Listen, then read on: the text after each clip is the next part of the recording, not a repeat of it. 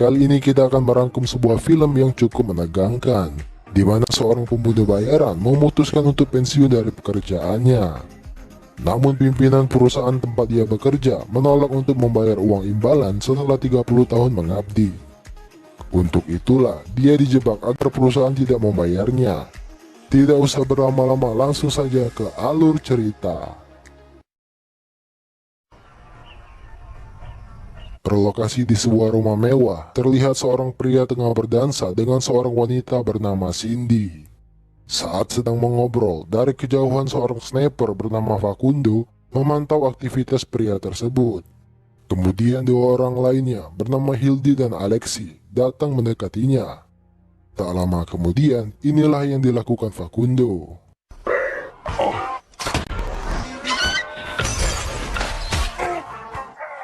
Ternyata mereka adalah tim pembunuh bayaran yang sedang menjalankan tugas untuk membunuh pria tersebut.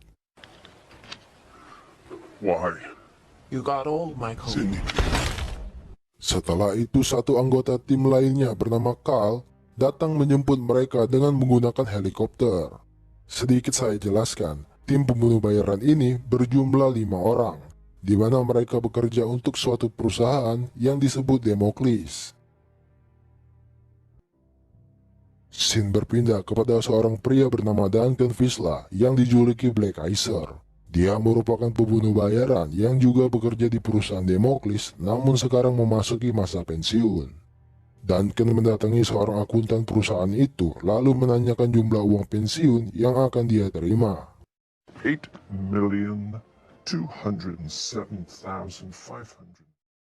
Setelah itu, teman lama Duncan bernama Vivian menelepon dan mengajaknya bertemu. Vivian sendiri adalah pembunuh bayaran yang masih bekerja di Democles. Dia memberi misi kepada Duncan untuk membunuh seorang pria bernama Pedro Gonzalez atas perintah pimpinan Democles. Namun Duncan menolaknya dengan alasan dia sudah tua dan menyuruh anggota lain yang masih muda. Tetapi Vivian terus meyakinkannya untuk menjalankan misi ini. Just need somebody with more finesse, more experience.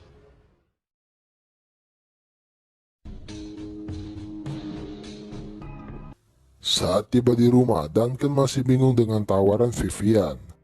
Tak lama kemudian, dia menerima pesan dari Vivian lalu menelponnya. Vivian menjelaskan dia akan menaikkan jumlah imbalan jika Duncan bersedia menjalankan misi. It's $2 million. Don't make me fucking beg. Leave the file on the company server. You don't have to be such. Dan inilah Mr. Blood, seorang pimpinan perusahaan dari Democles. Perusahaan ini menyewakan jasa pembunuh bayaran profesional kepada orang yang membutuhkan. Salah satu anggota terbaik mereka adalah Duncan, karena dia telah bekerja selama puluhan tahun dan menerima uang pensiun dengan jumlah yang besar. Oleh sebab itu, Blood yang tidak ingin rugi memilih Duncan untuk menjalankan misi tersebut dengan harapan dia tewas dan tidak jadi menerima uang pensiun. Vivian sempat melarang Blood untuk menghentikan rencananya karena Duncan sulit untuk dikalahkan. Tetapi Blood yang keras kepala menghiraukan perkataan Vivian. This is a bad idea. Spare me the lecture. Unless you have a better way of putting him in our crosshairs and saving me $8 million. Duncan lalu melihat ciri-ciri target yang akan dia bunuh dan mengetahui lokasi orang itu berada.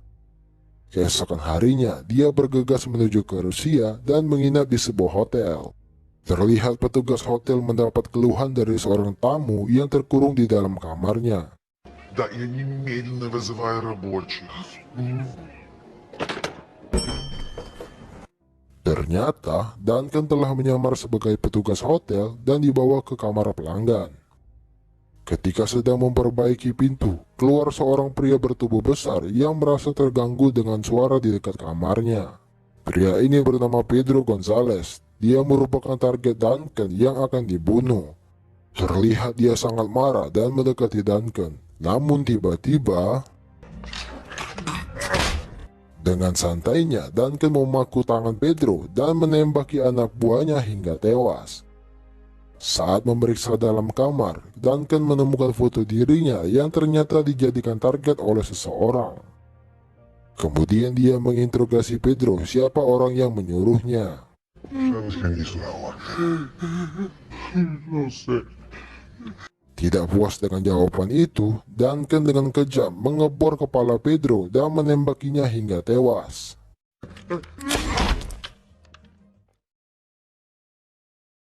Setelah itu dia menelepon dan mengirim foto kepada Vivian sebagai bukti misinya telah selesai dan meminta uang imbalan sesuai dengan kesepakatan. Duncan juga memberitahu Vivian bahwa dirinya telah dijebak oleh seseorang dan berharap Vivian tidak terlibat dengan urusan ini. Somebody set me up over here. You better pray you have nothing to do with it. Mendengar hal itu, Vivian datang menemui Mr. Blood. Dia memberitahu bahwa Duncan berhasil menjalankan misi dan meminta Blood untuk menghentikan perbuatannya. Namun lagi-lagi, Blood yang keras kepala malah mengatakan dia akan mengirim tim pembunuh bayaran untuk memburu Duncan hingga tewas. I'll send in the A-team. They'll get it done. Keesokan harinya, anggota tim mendatangi seorang akuntan lalu menanyakan keberadaan Duncan. Namun kakek tua itu tidak memberitahu apapun dan hanya berdiam diri. Dia terus dipukuli hingga wajahnya berdarah. Saat situasi terdesak, kakek tua itu memberitahu data pribadi milik Duncan. Diketahui, dia memiliki 3 lokasi rumah yang berbeda. Setelah mendapat data Duncan, mereka membunuh kakek tua tersebut.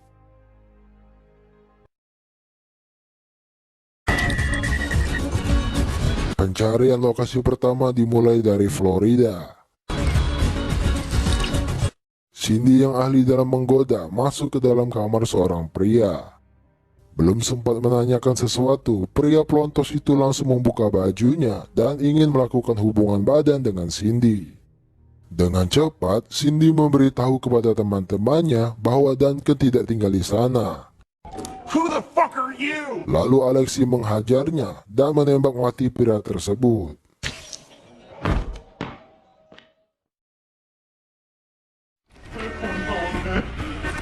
It's on my hips. Lokasi kedua, mereka pergi ke New Jersey.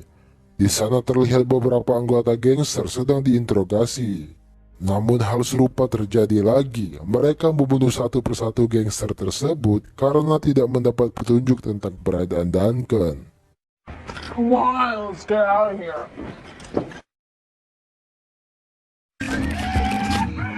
Lokasi ketiga terletak di Texas. Facundo memberitahu Vivian bahwa mereka tidak menemukan Duncan di tempat itu. Dia menjelaskan hanya ada seorang pria gendut yang tinggal di sana. Kemudian Vivian mengancam dan akan membubarkan tim mereka karena telah mengecewakan Blood untuk ketiga kalinya. Facundo yang kesal melampiaskan amarahnya dengan menembaki pria tersebut.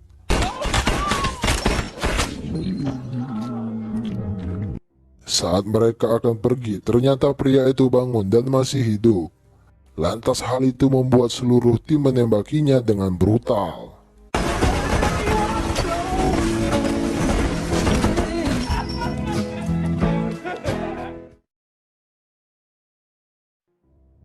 Scene berpindah ketika Duncan sedang bersantai di sebuah kafe.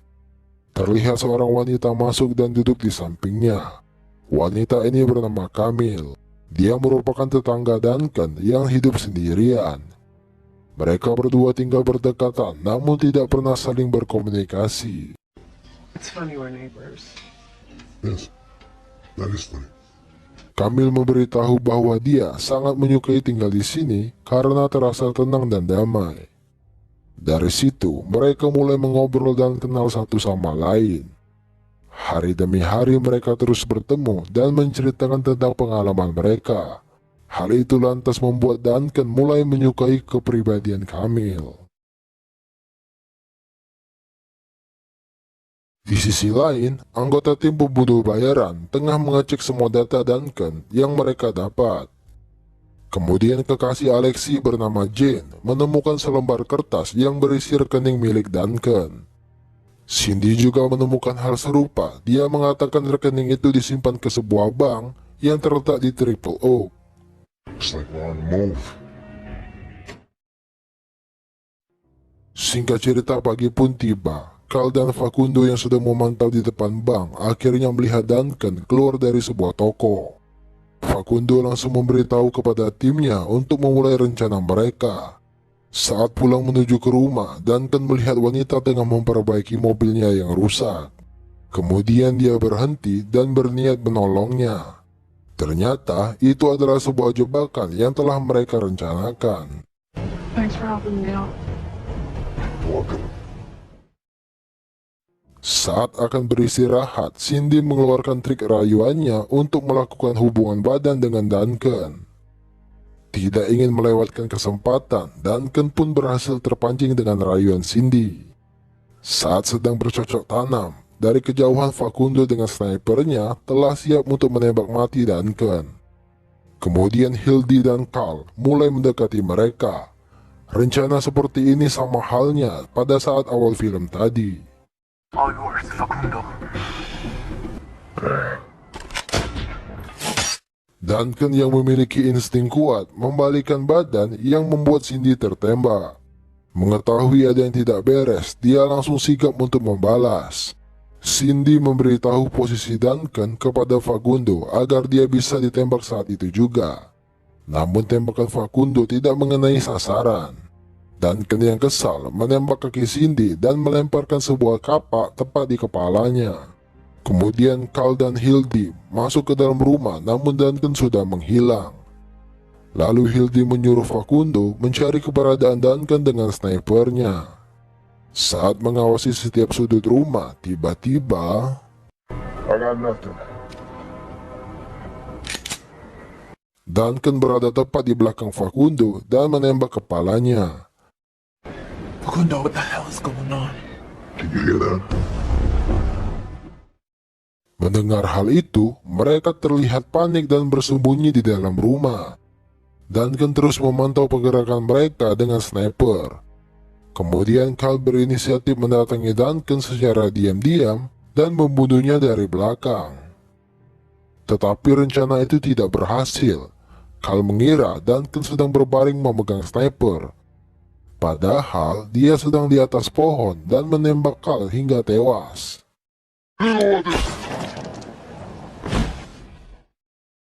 Tersisa Hildy yang sendirian menghadapi Duncan yang penuh amarah.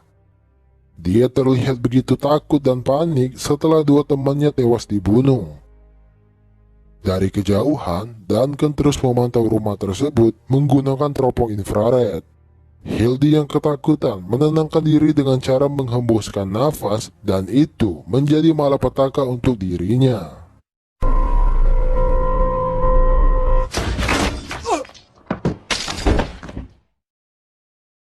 Duncan menemukan kunci hotel tempat mereka menginap. Dia pun bergegas ke sana untuk mencari siapa saja yang terlibat. Ketika sampai di sana, dia melihat Jin yang sedang teler setelah memakai narkoboy. Kemudian Duncan meminta Jin memberikan informasi tentang rencana mereka selanjutnya. Jin mengatakan Alexei mendapat perintah untuk menculik seorang wanita yang dekat dengan Duncan. Mendengar hal itu, dengan cepat dia kembali ke rumah untuk melihat keadaan Camille. Ketika masuk ke rumah, benar saja Camille sudah diculik dan keadaan semakin memburuk.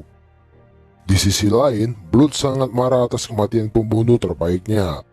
Kemudian Blood berjanji jika menemukan Duncan, dia akan menyiksanya. I told you not to fuck with him.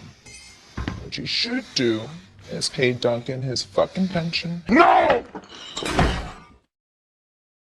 Kembali ke Duncan, dia pergi ke kota lain untuk menemui seorang teman lama. Pria ini bernama Porter. Dia dulunya bekerja sebagai pembunuh bayaran di perusahaan Democles. Kemudian Duncan memberitahu temannya Camille telah diculik oleh anak buah Blood.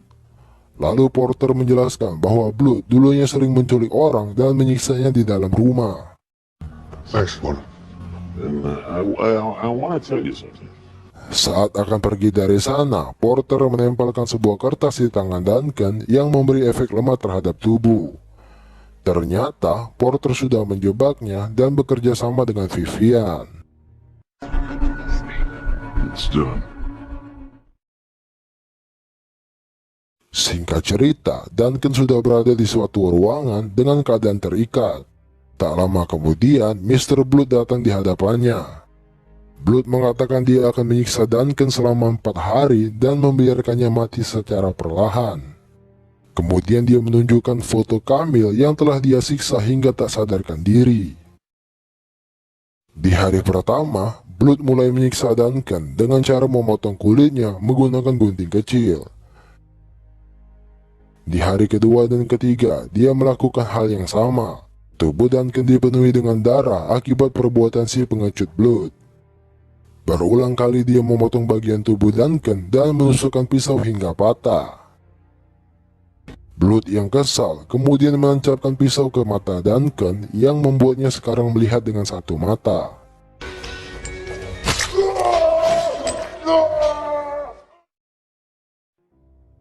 Dengan rasa kesakitan, Duncan mengeluarkan pisau dari dalam perut. Hal itu ternyata berguna untuk membuka borgol di tangannya.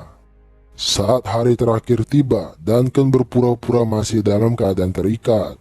Ketika petugas mendekat, tiba-tiba dia melumpuhkan petugas-petugas itu dan mengambil pistol milik mereka. Ketika Blood akan masuk ke dalam ruang penyiksaan, dia dikejutkan dengan suara tembakan dari dalam. Blood mulai ketakutan dan menduga Duncan telah melakukan hal tersebut.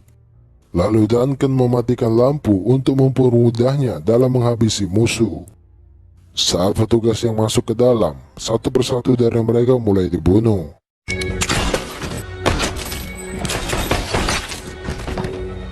Blood semakin takut dan pergi dari sana.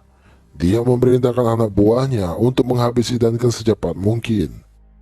Namun hal itu bukan perintah yang mudah karena Duncan menembaki mereka yang membuat beberapa petugas tewas dan sebagian pergi karena ketakutan. Kemudian Duncan berjalan ke sebuah terowongan dan menghadapi petugas yang tersisa. Dia memperlihatkan keahliannya sebagai pembunuh bayaran profesional dan seakan tidak mengenal rasa takut terhadap ancaman. Walaupun sendirian, Duncan mampu mengatasi hal itu lalu pergi dari sana.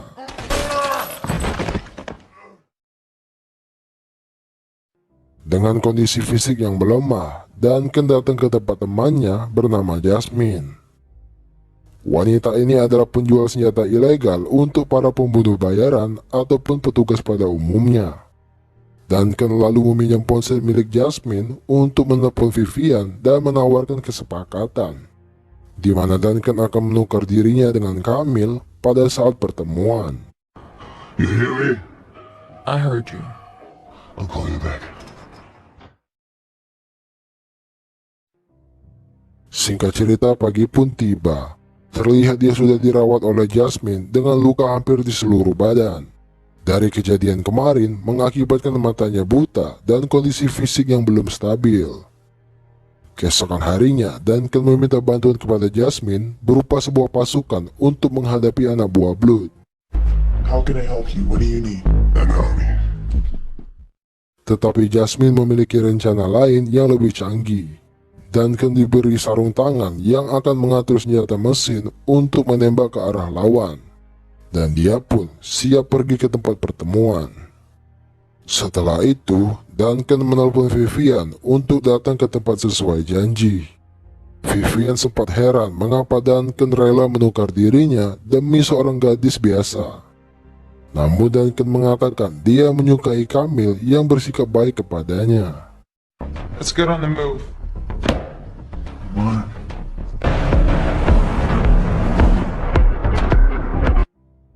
Duncan yang duluan sampai ke lokasi pertemuan meletakkan senjata mesin yang dia bawa.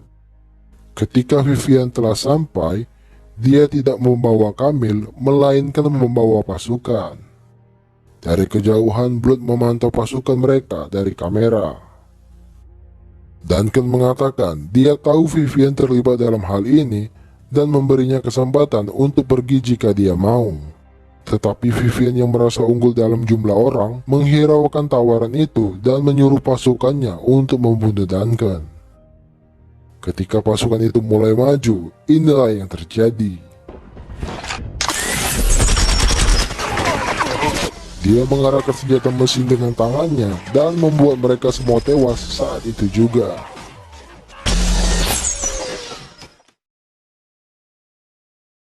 Melihat kejadian itu, Blood semakin ketakutan karena pasukannya telah habis dan merasa terancam jika Duncan datang ke tempatnya. Mr. Blue, look.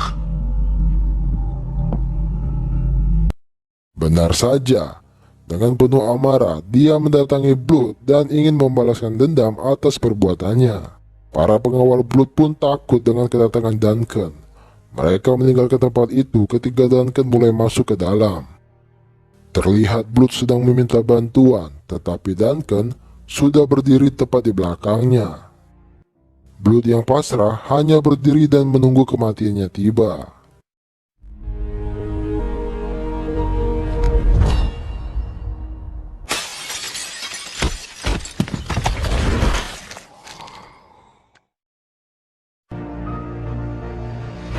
Akhirnya Duncan berhasil menyelamatkan Camille dan membawanya pulang.